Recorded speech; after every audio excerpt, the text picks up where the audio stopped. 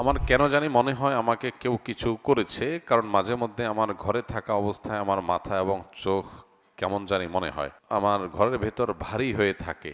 এতে আমার করণীয় কি জানতে পারি? বাচ্চারাও অনেক কান্নাকাটি করে। দেখুন, বর্তমানে কোরআন তেলাওয়াত ঘর বাড়ি থেকে, বাসা বাড়ি থেকে উঠে গেছে। সকাল সন্ধ্যার আমল উঠে গেছে। মিউজিক আমরা চাইলেও ইচ্ছাকৃত অনেকে শুনে, আর অনেকে ইচ্ছাকৃত শুনে না, ইচ্ছা ছাড়া শুনে। মোবাইল ফোনের রিংটোনে শুনে, রাস্তাঘাটে শুনে। এগুলো শুনতে শুনতে হারাম করতে করতে করতে করতে মানুষের স্পিরিচুয়াল পাওয়ার কমে যায়, আধ্যাত্মিক শক্তি, রুহানি শক্তি কমে যায়। এর ফলশ্রুতিতে শয়তানের উপদ্রব, জিন্নাতের উপদ্রব, এগুলো অনেক বেশি বেড়ে যায়। তখন মানুষ নিজেকে আর সঠিক পথে আনতে পারে না, অসুস্থ থাকে। তো এই সমস্যাগুলো এখন ঘরে ঘরে। এই জন্য এক নম্বরে প্রয়োজন হলো তাওয়ায়ে নাসুহা, সকল গুনাহ থেকে বেঁচে থাকা। বাসা বাড়িকে ছবি, প্রাণীর ছবি, ভাস্কর্য, মূর্তি, এগুলো থেকে পরিচ্ছন্ন করা। মিউজিক যাতে এক সেকেন্ডের জন্য বাঁচতে না পারে সেই ব্যবস্থা করা। এবং সেই সাথে বাসা বাড়িতে সকল মাসনুন আমল, রক্ষা কবচ আমল, সকাল সন্ধ্যার দোয়া, প্রবেশের সময় বিসমিল্লাহ, বের হওয়ার সময় বিসমিল্লাহ, সালাম দিয়ে প্রবেশ, এই আমলগুলো নিয়মিত করা। কোরআনে কারিমের তেলাওয়াত যেই বাসায় উচ্চস্বরে নিয়মিত হয় আর অন্যান্য হারামগুলো থেকে বেঁচে থাকা হয়, সে বাসায় দুষ্টজনের উপদ্রব বা সেহের, ব্ল্যাক ম্যাজিক কাজ করবে না। এই জন্য এই আমলগুলো আমাদের বাড়ানো দরকার। পাশাপাশি এ জাতীয় সমস্যা যদি আমার মনে হয় যে এটা আসলে জিন্নাতের কোনো সমস্যা, সেহেরের কোনো সমস্যা, তাহলে সেক্ষেত্রে ভালো কোনো রাকির পরামর্শ নিতে হবে। তারা পরামর্শ দিতে পারবে আপনাকে, এবং তারা যে রুকিয়া দিবে, ঝাড়ফুঁক দিবে, সেটা অনুযায়ী নিজে নিজে সেলফ রুকিয়া করতে পারেন বা রাকির মাধ্যমে আপনি ঝাড়ফুঁক করাতে পারেন। আমার ছেলে মাদ্রাসায় পড়ে, কিন্তু মাঝে মধ্যে ঘুমের মধ্যে দিনে অথবা রাতে বিছানা পেশাব করে দেয়। ও বলতে পারে না এর জন্য কি কোনো আমল আছে কিনা। ওর বয়স 9 বছর। ভাই, প্রথমত বাচ্চাদের এই সমস্যাটা বেশি হয়। তারা ঘুমের মধ্যে পেশাব করে দেয়, বিছানা পেশাব করে দেয়। এটার শারীরিক সমস্যা, সেখান থেকে এই সমস্যা হয় অনেক ক্ষেত্রে। এক্ষেত্রে ডাক্তার দেখালে অনেক সময় সমাধান হয়। পাশাপাশি ঝাড়ফুঁকের মাধ্যমেও কিছু আমলের মাধ্যমে উপকার হয়। স্পেসিফিক কোনো আমল কোরআন বা হাদিসে আলাদা করে উল্লেখ করা নাই যে বিছানা পেশাবের জন্য এই আমল। তবে ঝাড়ফুঁককারীরা, তারপরে রাকিরা, এই বিষয়ে যারা এক্সপার্ট আছেন, তারা বিভিন্ন রকমের আমল সাজেশন করেন যে আমল করা যেতে পারে। কোরআন হাদিসের সাথে সাংঘর্ষিক না হলে সেরকম আমল করা যেতে পারে। কিন্তু এর পাশাপাশি বিছানায় পেশাব করার বিষয়টা, এইটা অনেক ক্ষেত্রেই ডাক্তারি ট্রিটমেন্টের মাধ্যমে ভালো হয়। বেশিরভাগ ক্ষেত্রেই এটা হয়ে থাকে শারীরিক সমস্যার কারণে। বিধায় এটার জন্য যদি প্রপার ট্রিটমেন্ট করা হয়, ডাক্তারের কাছে যাওয়া হয়, আশা করা যায় ইনশাআল্লাহ এটার সমাধান হবে। 1 বছর আগে আমি আমার স্ত্রীকে ভয় দেখাবার জন্য 2 তালাক দিয়েছিলাম। এই থেকে কি আমার তালাক হয়ে গেছে?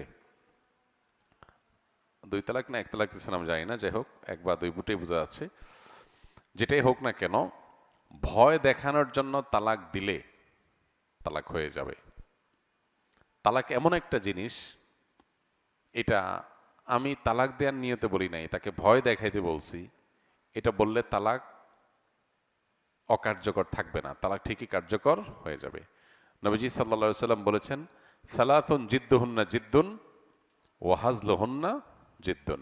3টা বিষয় এমন আছে যেগুলো সত্যি সত্যি করলে যা হবে, রসিকতা করে, দুষ্টমি করে, অথবা অন্য কোনো উদ্দেশ্যে বললেও সেটা হয়ে যাবে। এর মধ্যে একটা হলো বিবাহ, আরেকটা হলো তালাক। এই যে বিবাহ, তালাক, এগুলো কিন্তু দুষ্টমি করে বললেও হয়ে যাবে, আবার সত্যি সত্যি বললেও হয়ে যাবে। এখন আপনি ভয় দেখানোর জন্য যদি বলেন যে তোমাকে তালাক দিলাম, তাহলে তালাক হয়ে যাবে। ভয় দেখানোর জন্য জিনিস খুঁজে পান না, তালাক দিবেন? ভয় দেখানোর জন্য আর বহুত জিনিস আছে। আপনি ভয় দেখানোর জন্য একজনের বুকে ছুরি মেরে দিছেন, বুকে ছুরি মেরে দিছেন কেন? ভয় দেখানোর জন্য। কি বলেন? লোকটা মরে যাবে না বেঁচে থাকবে? যদি বলেন যে না, আমি তো মারার জন্য মারি নাই, ভয় দেখানোর জন্য মারছিলাম, এ কথা বললে কি লোকটা বেঁচে যাবে? তালাকটা এরকম। অনেকে তালাক সম্পর্কে জানেন না। এই জন্য আমি অনুরোধ করি, যারা বিয়ে শাদী করেন নাই, বিয়ের আগে তালাক সম্পর্কে ভালো করে জেনে নেন। তালাক সম্পর্কে যদি না জানেন, কখন কি সর্বনাশ করে ফেলবেন নিজেরটা নিজে টের পাবেন না। এবার আমাদের সতর্ক থাকতে হবে। আল্লাহ আমাদের বোঝার তৌফিক দান করুন। তবে 1 তালাক বা 2 তালাক দিলেও সম্পর্ক চিরতরে শেষ হয়ে যায় না। ইদ্যতের মধ্যে থাকলে ওইটা আবার ফেরত নেওয়ার সুযোগ থাকে। আর যদি ইদ্যত পার হয়ে চলে যায়, তা আবার নতুন করে আগ্ধ করে বৈবাহিক সম্পর্ক স্থাপন করা যেতে পারে, যদি তালাক 3টা না হয়। এখানে 1 তালাক দিয়েছেন বা 2টা তালাক হয়েছে, তাহলে সেক্ষেত্রে এখন আরেকটা তালাক ছিল বিধায় আপনি আবারও সংসার করতে পারবেন, যদি এরপরে আর কোনো তালাক না দিয়ে থাকেন। আর যদি ডেইলি আপনি ভয় দেখানোর জন্য তালাক দেন, তাহলে তো বহুত আগে শেষ হয়ে গেছে সম্পর্ক। আমি বর্তমানে সরকারি প্রাথমিক বিদ্যালয়ের শিক্ষক হিসেবে কর্মরত আছি। সম্প্রতি একটি শরিয়া ব্যাংক, আল্লাহ রাফা ইসলামী ব্যাংকে ভালো পদে বেতনে চাকরি হয়েছে। এমত অবস্থা আমার কোনটি বেছে নেওয়া উচিত?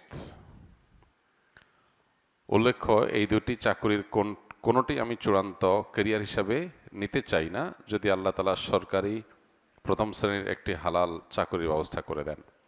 ভাই আমার, আপনার ভবিষ্যৎ পরিকল্পনা যেটাই থাকুক না কেন, আমি বলতে চাই ব্যাংকের চাকরির বিপরীতে যদি শিক্ষকতার চাকরি পাওয়া যায়, সন্দেহাতীতভাবে শিক্ষকতার চাকরিকে ব্যাংকের চাকরির পরে প্রায়োরিটি দেওয়া উচিত, অগ্রাধিকার দেওয়া উচিত। প্রথমত, আমাদের মানসিকতার মধ্যে একটা জিনিস সেট হয়ে গেছে যে আমাদের অনেক টাকা দরকার। এই জিনিসটা আমাদের সবার মানসিকতার মধ্যে সেট হয়ে গেছে। ভোগবাদী পৃথিবীটাকে এমনভাবে সাজিয়েছে যে এখানে সবাই টাকা পয়সা কামাই করতে পারলে নিজেকে মনে করে আমি সাকসেস, আমি সফল। মানুষ সুখের পথ এটা নিশ্চিত করবার জন্য যতটা চেষ্টা করে, তার চেয়ে বেশি টাকা কামাই করার চেষ্টা করে। অনেক কাজ আছে যে কাজে টাকা নেই কিন্তু সুখ আছে। এখন এই পৃথিবীতে অবশ্য আমরা চিন্তাও করতে পারি না টাকা না থাকলে আবার সুখ থাকে কেমনে, টাকা ছাড়া আবার সুখ হয় কিভাবে, আমরা চিন্তাই করতে পারি না। এখানে চলে আসে নবী সাল্লাল্লাহু আলাইহি ওয়াসাল্লামের সেই হাদিস, যেখানে তিনি বলেছেন, লাইসাল গিনা বিকাসরাতিল আরদ ওয়ালাকিন্নাল গিনা গিনান নাফস। অনেক সম্পদ এটার মালিক হয়ে যাওয়া, এটা মূলত ধনী হওয়া নয়। আসল ধনী হওয়া হলো মানসিকভাবে ধনী হওয়া। কোনো মানুষ যদি অল্প পেয়ে সে যদি বলে আলহামদুলিল্লাহ, আমারটা যা পাইছি এটা নিয়ে আমি অনেক সুখী, আমার আর চাহিদা নাই আল্লাহর কাছে, আমার তৃপ্তি আছে, আমি আল্লাহকে শুকরিয়া জানাই, আমার আর দরকার নেই, এই লোকটা ধনী। কারণ তার আর অভাব নাই, তার অন্তরে কোনো সংকীর্ণতা নাই, সে ধনী। আরেকজনের অনেক আছে কিন্তু এরপরও তার যদি আরো চাহিদা থাকে, তাহলে সে ধনী না, সে মূলত গরিব, কারণ অভাব আছে। তো এই জন্য কিছু কিছু কাজ আছে যে কাজে টাকা নাই কিন্তু প্রচন্ড তৃপ্তি আছে। যেমন শিক্ষকতা, আমি একজনকে একটা জিনিস শেখাবো, কিছু মানুষকে কিছু জিনিস শিখাবো, তারা ভালো কিছু শিখবে, তাদের জীবন গঠন করবে। আমি একজন স্কুলের শিক্ষক হব, স্কুলের ছেলে মেয়েদের, বাচ্চাদেরকে আমি পাঠদানের ফাঁকে ফাঁকে তাদের মধ্যে ভালো মানুষ হওয়ার প্রেরণা এটা জাগ্রত করে তুলব। হয়তো একটা বাচ্চা ছেলে সে আমার সঠিক গাইডলাইন পেয়ে আল্লাহমুখী হয়ে যাবে, ভালো মুসলিম হবে, ভালো মানুষ হবে, তাহলে আমি এখানে একটা ভালো ইনপুট দিতে পারলাম, এর আউটপুট আসবে খুব ভালো কিছু আশা করা যায়। এখানে টাকা একটু কম হলেও, বেতন একটু কম হলেও, সুযোগ সুবিধা কম থাকলেও, সমাজে একটু আমার অবস্থান ওইরকম বেশি স্ট্রং না হলেও, এটা আমার জন্য তৃপ্তিদায়ক, সুখকর। এর বিপরীতে আরেক জায়গায় আমি সার্ভিস দিচ্ছি কোম্পানিকে, বিনিময়ে কিছু টাকা পাচ্ছি, সেখানে আসলে সমাজ, ব্যক্তি, মানুষের প্রতি আমার কোনো বিশেষ অবদান থাকছে না, তৃপ্তিদায়ক চক্ষু শীতলকারী কোনো অ্যাচিভমেন্ট, কোনো অর্জন হচ্ছে না। তাহলে সেই চাকরির তুলনায় আমার অবশ্যই ওই চাকরিকে প্রায়োরিটি দেওয়া উচিত যেখানে তুলনামূলকভাবে আমার অ্যাচিভমেন্ট, অর্জনটা বেশি হয়। ক্যারিয়ার সাজাতে গিয়ে আমাদের এইভাবে যদি ভাবি, তাহলে আমরা সুখী হব তুলনামূলকভাবে অনেক বেশি। একটা চাকরিতে আমি অনেক টাকা পয়সা কামাই করলাম কিন্তু সেখানে আসলে আমার তেমন কোনো আপনার তৃপ্তিদায়ক কোনো অর্জন থাকলো না, যেটা দিয়ে আমার আসলে চক্ষু শীতল হতে পারে, মন প্রশান্ত হতে পারে, সেরকম কোনো অর্জন হলো না। টাকা অনেক হলো, তো মনের শান্তিটা আল্লাহ তাআলা এটা দিয়ে দিবেন না। শরীরের শান্তি এটা হয়তো টাকা দিয়ে কিছুটা হতে পারে, কিন্তু মনের শান্তি, আসল শান্তি, সেটা আল্লাহ তাআলা দিবেন না। এই জন্য শিক্ষকতার পেশাকে অবশ্যই প্রায়োরিটি দেওয়া উচিত। তাছাড়া ইসলামী ব্যাংকগুলোতে ইসলামী ব্যাংকিং পরিপূর্ণভাবে হয় কি না, কতখানি হয়, সেটা নিয়ে যথেষ্ট বিতর্ক আছে, ধোঁয়াশা আছে, এবং বড় ধরনের প্রশ্ন করার সুযোগ আছে। তো আমি সন্দেহের ঊর্ধ্বে ওঠার সুযোগ যদি থাকে, তাহলে সন্দেহের মধ্যে কেন ঢুকতে যাব একটু বেশি টাকার জন্য?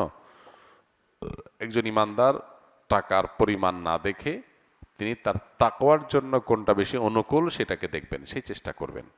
অতএব আশা করি যে আপনি এখান থেকে আপনার করণীয় বা আপনার কি করা উচিত সে সম্পর্কে একটা ধারণা পেয়ে গেছেন। আসুন্নাহ ফাউন্ডেশন, উম্মার স্বার্থে